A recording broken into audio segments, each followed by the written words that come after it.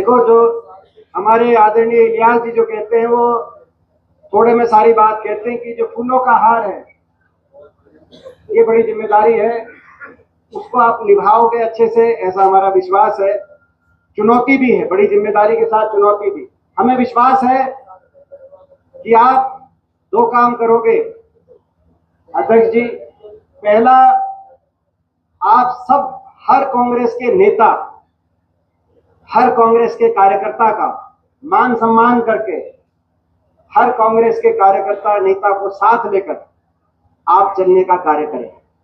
और दूसरा, कांग्रेस पार्टी की विचारधारा को आप मेवात के कोने कोने में, हर आखिरी व्यक्ति तक मेवात तक कांग्रेस की विचारधारा को लेकर जाएंगे। ये इस उम्मीद के साथ ये जिम्मेदारी कांग्रेस पार्टी ने आपको दी। इन दोनों उम्मीदों पर आप पूरा उतरेंगे, ये विश्वास हमारा है।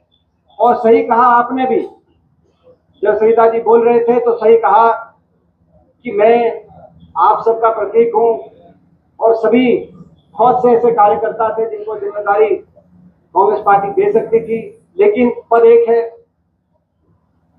और कार्यकर्ता और संघर्ष, आपका संघर्ष देखते हुए आपको जिम्मेदारी मिली है। तो यानी कि सभी की ये जिम्मेदारी साझी जिम्मेदारी है। इन्होंने तो दो जो जिम्मेदारी ली कि सबको साथ देके, मान सम्मान देके, कांग्रेस विचारधारा लेके, मगर हमारी भी जिम्मेदारी है। ये हमारे ही प्रतीक हैं, कांग्रेस के हर कार्यकर्ता के प्रतीक है जो उन्होंने बात की। तो भाई हम सबकी भी जिम्मेदारी है कि हम कदम से कदम मिलाकर अपने जिला अध्यक्ष का साथ देंगे और कांग्रेस पार्टी को मजबूत करने में अपना योगदान देंगे।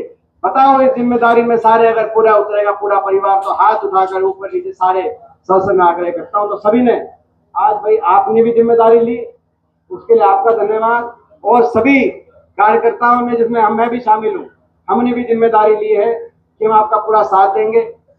मैंने देखा है, सरिता जी आपका देखा है, पिछले 11 वर्ष से लगातार आपके संघर्ष को देखा। आप उस समय, मैं अपनी व्यक्तिगत बात बताऊं पार्टी की भी, उस समय हमसे जुड़े थे जब विपक्ष का समय था, पिछले 11 साल में ज्यादा।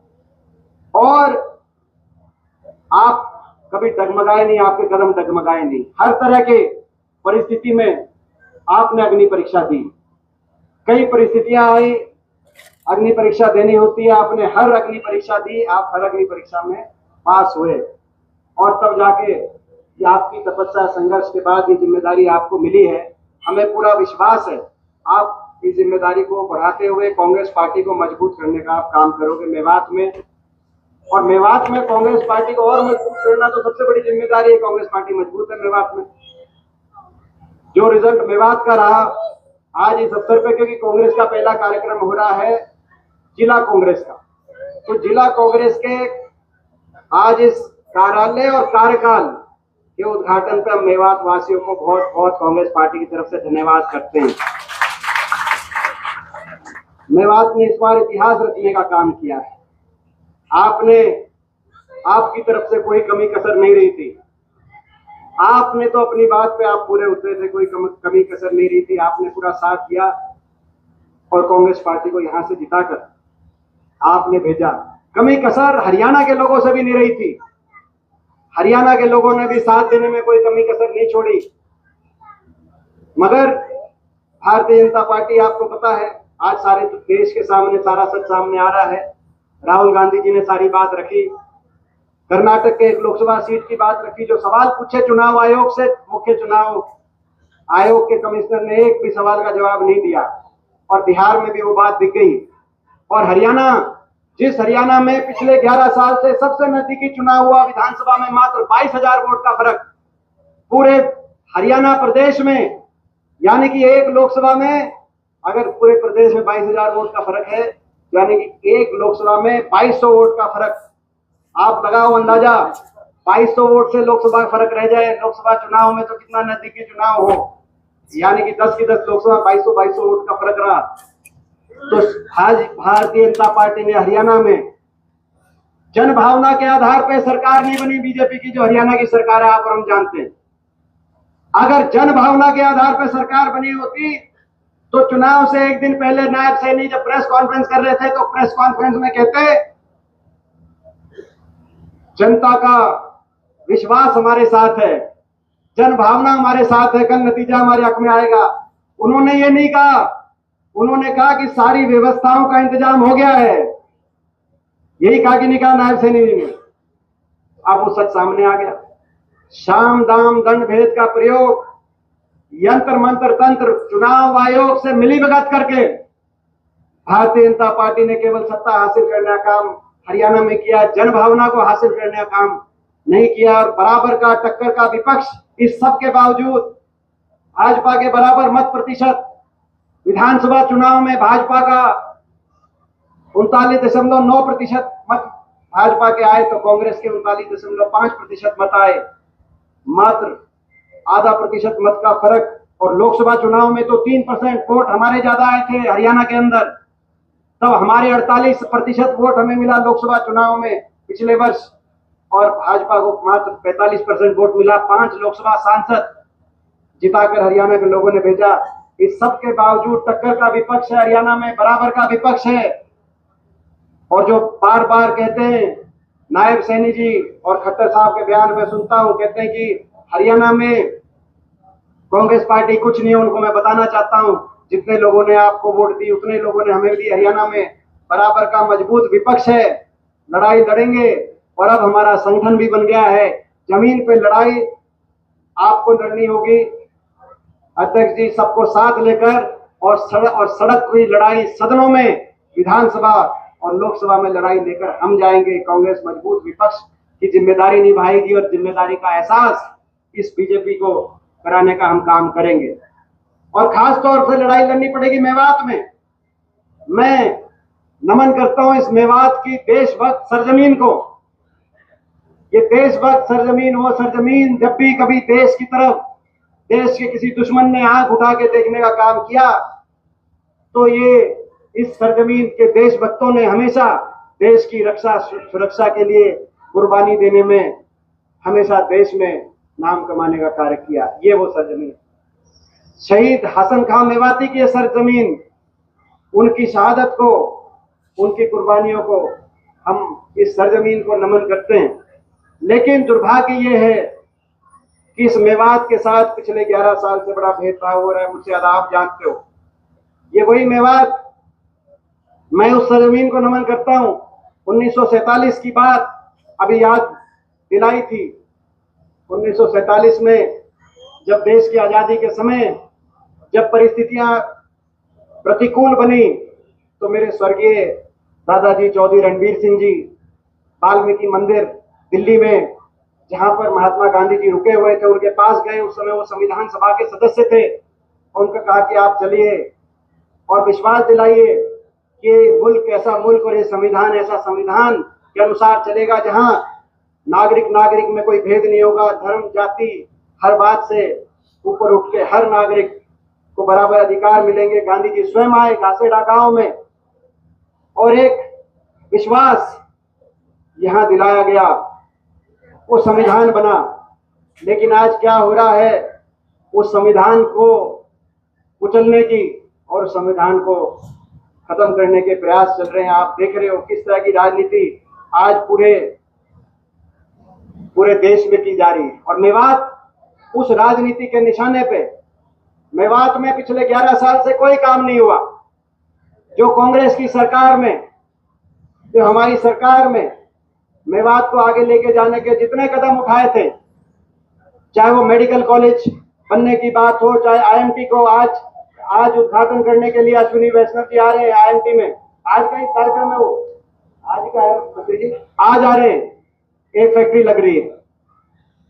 ये चाहे वो आईएमटी की बात हो, चाहे मेडिकल कॉलेज की बात हो, चाहे आईटीआई की बात हो, चाहे स्कूल्स की बात हो, चाहे मेवात केडर की बनाने की बात हो, चाहे मेवात को जिले के रूप में अस्तित्व में लाने की बात हो, चाहे गांव ग्रामीण विकास की बात हो, उस समय जो कदम उठाए गए 11 साल से, वो विकास की डोरी, और वो मेवात ही नहीं पूरे हरियाणा की विकास की डोरी कट गई है।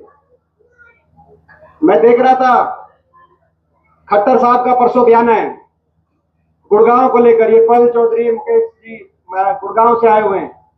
मेवात में ही विकास ठप नहीं हुआ, विकास पूरे प्रदेश में ठप हुआ। खट्टर साहब का बयान है गुड़गांव को लेकर कि इतना जाम हो गया, मेवात गुड़गांव का इतना बट्टा बैठ गया पिछले 11 साल में। गुड़गांव की दुर्दशा के लिए, गुड़गांव की और हरियाणा की बदनामी पूरे देश में, तो खट्टर साहब का बयान आया कि मैं गुड़गांव वासियों से कहना चाहता हूं कि जब बारिश हो तो मेट्रो में जाएं। दूसरे शब्दों में उन्होंने कहा जब बारिश हो तो कांग्रेस की हुड्डा सरकार में बनी हुई मेट्रो में जाएं, क्योंकि इन्हें तो बना ही नहीं। इन्होंने तो मेट्रो में 1 इंच भी आगे मेट्रो को नहीं बढ़ाया, 1 इंच भी। और दूसरा बयान था उनका खट्टर साहब का, उन्होंने कहा कि ये कांग्रेस वाले और हुड्डा साहब बेरोजगार हो गए, इनको रोजगार चाहिए तो हमारे पास आए। ये बयान है। मैं उनको कहना चाहता हूं खट्टर साहब को, बेरोजगारी की एक परिभाषा ये होती है जो काम ना करे वो बेरोजगार होती है कि नहीं होती, और उस परिभाषा में सबसे ज्यादा कोई फिट बैठता है तो खट्टर साहब आप फिट बैठते हो। 10 साल मुख्यमंत्री रह गए, काम किया नहीं हरियाणा में, गुड़गांव की मेट्रो को एक कदम आगे बढ़ाया नहीं। गुड़गांव में केवल काम किया तो एक काम किया, गुरु कमल का अपना बीजेपी का दफ्तर बनाया, और मेवात में काम किया तो एक काम किया, बूचड़ खानों का मेवात को हब बनाने का काम, यही काम किया। बाकी कोई विकास का कार्य नहीं कर बता सकते, ना गुड़गांव में ना मेवात में। और ये बूचड़ खानों की जो बात आई है, ये मेरे पास डेलीगेशन मिला था, उस समय हमने उठाया था। और ये जो शीतकालीन संसद का सत्र है, मैं आप सबको विश्वास दिलाता हूं, आप ये मत सोचना कि लोकसभा में सांसद यहां से भाजपा के हैं, आपकी बात नहीं उठाई जाएगी। जितनी वो बात उठाएंगे उनसे ज्यादा मजबूती से आपका बेटा, आपकी आवाज लोकसभा में हम उठाने का कार्य करेंगे। बूचड़ खानों की बात उठाएंगे, मेवात के विकास की बात उठाएंगे। यहाँ पे यूनिवर्सिटी जो हमने रीजनल सेंटर नगीना में जिसकी घोषणा हमारी सरकार में हुई थी, उस पे आगे कोई काम नहीं। यूनिवर्सिटी की बात हो, रेल की लाइन जिसके लिए आफ्ताब जी, उस समय के मंत्री यहाँ के आफ्ताब जी, चिट्ठी लिखवाकर उस समय के पूर्ववर्ती मुख्यमंत्री हुड्डा साहब से कि भाई हरियाणा सरकार जमीन भी देने को तैयार है और पैसा भी देने के तैयार है, वो चिट्ठी लिखवाकर उस समय के रेल मंत्री के पास गए थे और कहा था मेवात में रेल की लाइन बने। आज उस रेल की लाइन का कहीं जिक्र नहीं, 11 साल में गुड़गांव की मेट्रो का ही जिक्र नहीं, तो मेवात की रेल की लाइन में कौन पूछे। ये ऐसी सरकार है। तो कहने का मतलब ये है कि उसकी भी लड़ाई लड़ेंगे और मजबूत विपक्ष की भूमिका निभाएंगे। आप और हम मिलकर मजबूत विपक्ष की भूमिका निभाएंगे। मुझे पूरा विश्वास है कि इस भूमिका को आगे बढ़ाने के लिए अखिल भारतीय कांग्रेस कमेटी के सचिव प्रभारी हरियाणा, और जो कि एक मुश्किल पारिवारिक परिस्थिति में भी हैं, उसके बावजूद आज ये हमारे बीच में पहुंचे, हम उनका विशेषतः धन्यवाद करते हैं। मेरे पुराने साथी हैं, वर्षों तक उनका और हमारा संघर्ष रहा है। जब ये NSY बता रहे थे, यूथ कांग्रेस बता रहे थे, तब से मेरे ख्याल पिछले 20 वर्ष से हमारा इनका साथ रहा है। हमारे बीच में पहुंचे, हम उनका स्वागत करते हैं। हमारे भाई जितेंद्र बघेल जी, हमारे नूह से, जिनको आपने आशीर्वाद देकर मेवात की, हरियाणा की लड़ाई लड़ने की जिम्मेदारी आपने दी, पूर्व मंत्री हरियाणा सरकार और जो कांग्रेस विधायक दल के उपनेता के रूप में जिन्होंने इस बीजेपी सरकार से जो विपक्ष की भूमिका होनी चाहिए कांग्रेस पार्टी ने जो निभाई, उसमें जिनका बहुत बड़ा योगदान रहा पूरे प्रदेश में, हमारे आदरणीय आफ्ताब अहमद जी, हमारे बहुत ही आदरणीय पुन्हाना से बहुत आदरणीय सम्मानित हमारे पूर्व मंत्री और विधायक, जो मैं समझता हूं कि मेवात की शान है, और उनको हम देखते हैं और उनके चेहरे पे मुस्कान देखते हैं तो हमारा भी हौसला बढ़ जाता है।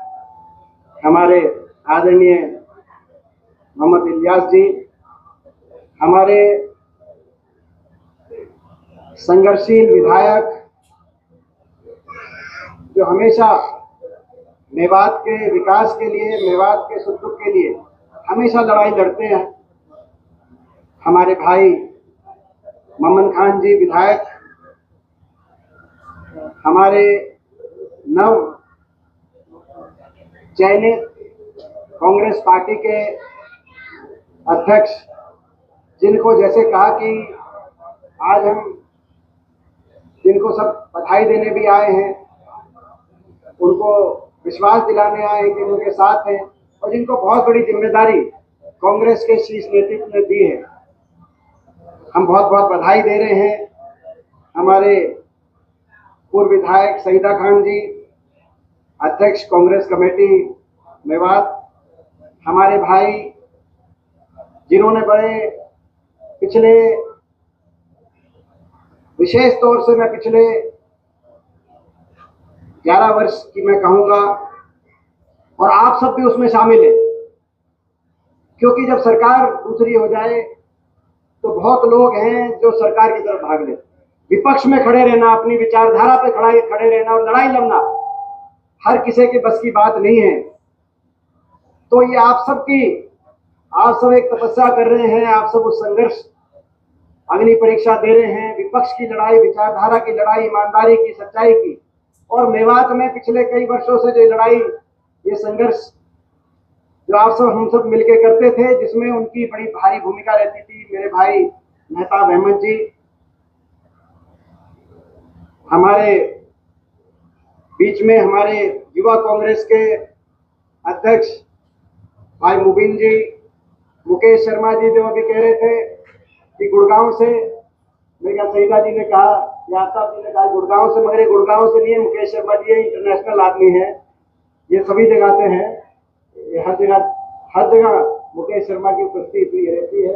हमारे मुकेश शर्मा जी, हमारे भाई मकसूद जी, युवा कांग्रेस के पूर्व अध्यक्ष, हमारे अख्तर हुसैन जी, मुबारक मलिक जी, इम्तियाज खान जी, अमिल जी, जो ब्लॉक समिति के हमारे चेयरमैन हैं, हमारे भाई शेर सिंह दागर जी, डॉक्टर शमशुद्दीन जी, जो विशेष तौर से पहुंचे, हमारे सोना के प्रत्याशी भी रहे, बहुत बड़े नेता हैं, हमारी बहन नेहा खान जी, युवा कांग्रेस से, जिला पार्षद याकूब मुरली जी, महाराज सिंह जी, शाकिर जी, हमारे भाई, हमारी बहन कोयल चौधरी जी, जो पटौदी से हमारी प्रत्याशी भी रही, सतबीर पहलवान जी हमारे बीच में पहुंचे सोना से, अली शेर चेयरमैन जी, हारिस जी, अरुण जी, हमारे जिला पार्षद मदन तनवर जी, एससी सेल के जो हमारे अध्यक्ष हैं, हाजी सुब्रती खान जी,